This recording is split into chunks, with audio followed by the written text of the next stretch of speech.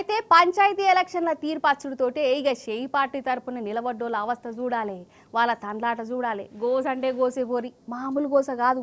అసలు ఎందుకన్నా నిలబడితిమి, ఎందుకన్నా ఇజ్జత్ తీసుకుంటుమి, ఎందుకన్నా తిట్లు తింటిమి అని, ఎందుకన్నా పైసలు ఖర్చు చేతిమని నెత్తి కొట్టుకుంటురు.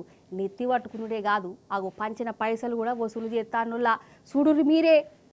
ఇగో గీ అక్క మహబాద్ ఎమ్మెల్యే మురళీ నాయక్ సారులా సొంత వదినే, ఎమ్మెల్యే సారు సొంతూరు. సోమ్లా తండాల ఈ వదినమ్మ సర్పంచ్గా పోటీ చేసింది కాంగ్రెస్ తరపున. కానీ జనం ఓడగొట్టిరు. ఖాతామీగా వదినకు కోపం వచ్చింది.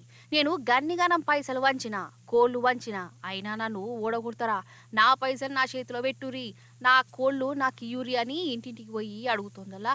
వాళ్ళను దబాయిస్తుంది కూడా. అగో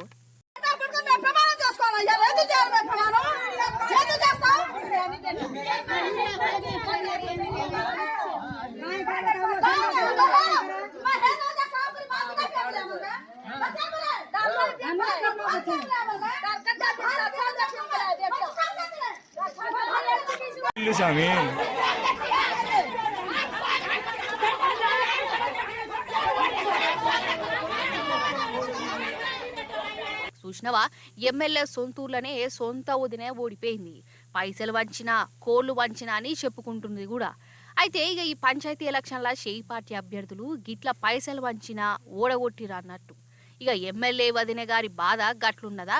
ఇక ఇప్పుడు సూర్యాపేట జిల్లా దిక్కురారి కులగంబండ తాండాల షేయి పాటోలు సర్పంచ్ అభ్యర్థిని ఏకగ్రీవం చేసుకున్నారట. గా ఏకగ్రీవాన్ని మేము ఒప్పుకునేదే లేదు, గట్టెట్ల వాళ్లకు వాళ్లే పైసలు వంచుకొని ఏకగ్రీవం చేసుకుంటారు, మేము ఓట్లేస్తాం, గా ఏకగ్రీవాన్ని రద్దు చేయాలి అని ఊరి జనాలు ఇగో గిట్ల నిరసన చేసిరు.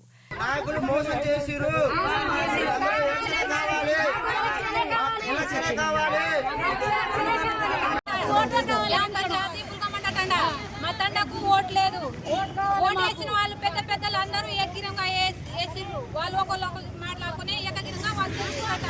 మాకు తెలియదు, మాకు సర్పంచ్ ఓట్లు కావాలి, సర్పంచ్ మాకు కావాలి, మాకు తెలియకుండా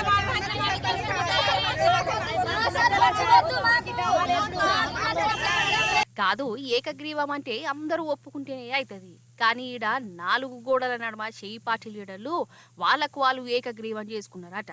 ఇక చెప్పు కథ. ఇటు ఖమ్మం జిల్లా హరియా తండాల ఓడిపోయిన అభ్యర్థి ఇంకో బాధ. పాప మీద ఇండిపెండెంట్ గా పోటీ చేసిండు, కానీ ఓడిపోయిండు. అయితే ఈ షేయి పార్టీ లీడర్లు రిగ్గింగులు, దొంగ ఓట్లేసి గెలిచిరు. ఇది అన్యాయం. ఆఫీసర్లు విచారణ చేసి మల్లో మల్కా ఎలక్షన్లు పెట్టాలి అని సెల్ టవర్ ఎక్కిండు.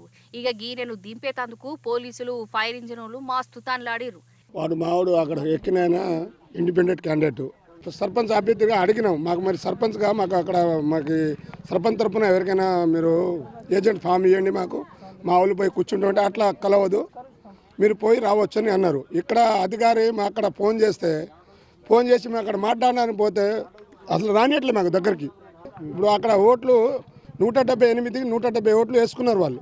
170 ఎట్లా వేసుకుంటారు? చనిపోయిన వాళ్ళు ఉన్నారు, బయట దేశాల్లో ఉన్న వాళ్ళు ఉన్నారు, జాబ్ చేసేటోళ్ళు ఉన్నారు, చదువుకున్న పోరగాళ్ళు ఉన్నారు. వాళ్ళు ఎవరు రాలే కదా, రాలేదు. ఎందుకు రాలేదు అని అంటే వాళ్ళ పని వాళ్ళు ఉంటాయి. ఈ అన్ని ఓట్లు ఎట్లా పడతాయి? 170 పడవు కదా అని ఒక్కటికి 10 సార్లు అడిగినా ఒక్కొక్కరు 4 ఓట్లు వేస్తున్నారు పోయి లోపల బూత్లో. ఎలక్షన్లు రిజల్ట్ వచ్చినాక ఒక్కొక్క కథ గట్లుంటే ఇక ఇప్పుడు 2వ విడత ప్రచారంలో షేయి పార్టీ మంత్రులు, ఎమ్మెల్యేలకు మాత్రం హరిగోస అయిందుల్లా. వాళ్ళు ఏడికి పోయినా జనం గెదుముతున్నారట. మంత్రి జూపల్లె కృష్ణారావు సారు నాగర్ కర్నూలు జిల్లా గోపాలపురం కాడికి పోయి ఆడ షేయి పార్టీ అభ్యర్థులకు ప్రచారం చేసే యూరం పెట్టుకున్నాడు. కాతమిగా ఊరి జనాలు జూపల్లె సార్ మీదకి మరలబడ్డరోలా, ఏమిటికి ప్రచారానికి వచ్చినావు, ఏం పాలన చేస్తానని షేయి పార్టీ అభ్యర్థికి ఓట్లేమంటున్నావు అని గరమైరట. ఇక జనం గిట్ల మరలవరుడుతోనే జూపల్లి సార్ కూడా కోపం బాగా వచ్చినట్టయింది. సార్ కూడా జనాలను గదిరించినట్టు చేసిండట. ఇక లొల్లి పెద్దగయ్యే వరకలా జూపల్లి సారు పోలీస్ సెక్యూరిటీతోని ఆడికెళ్ళి నెమ్మదిగా జారుకున్నాడు. జూపల్లి సార్ను జనం గట్ట నిలదీస్తే ఇటు జుక్కలి ఎమ్మెల్యే తోట లక్ష్మీకాంతారావు సార్నైతే జనాలు ఊరవతల దాకా గెద్మిరోల్లా.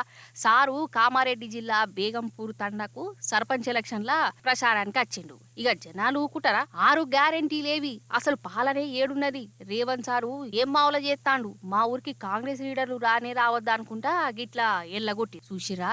ఇగో గిది ఇప్పుడు మన రాష్ట్రం షేయి పార్టీ పరిస్థితి. కాంగ్రెస్ లీడర్లు కనబడితే చాలు ఇక వాళ్ళను దొరకబట్టి జనం ఎక్కడికక్కడ నిలదీతూనే ఉన్నారు. ఊర్లలకు రానిత్తలేరు.